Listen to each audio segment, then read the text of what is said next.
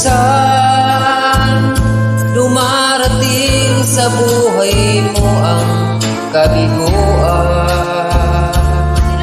Minsan,